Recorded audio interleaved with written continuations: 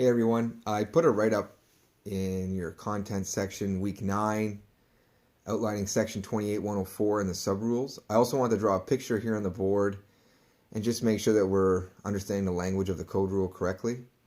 Especially 28.104 3A and 3B. The purple raceway there from the field installed junction box to the motor enclosure is when they're talking about the motor supply conductor lengths. If the motor's less than 100 horsepower, then we are required, and the conductor rating is required to be greater than 75 degrees based on the motor class of this particular motor we're wiring. Then the conductor length needs to be a minimum of 1,200 millimeters from field installed junction box to the motor enclosure.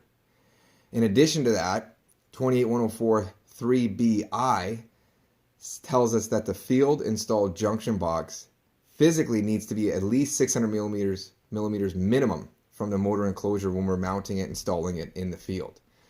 And that again is for less than 100 horsepower.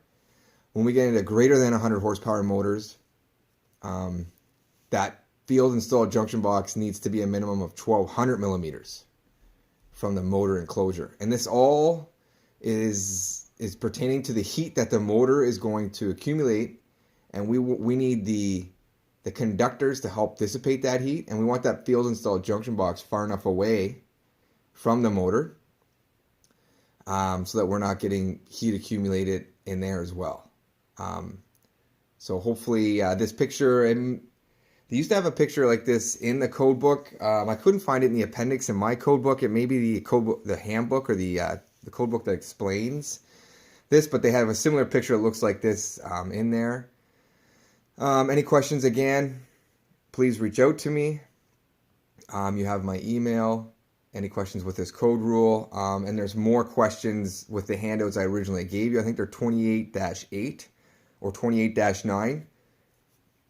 Has questions that change the motor class.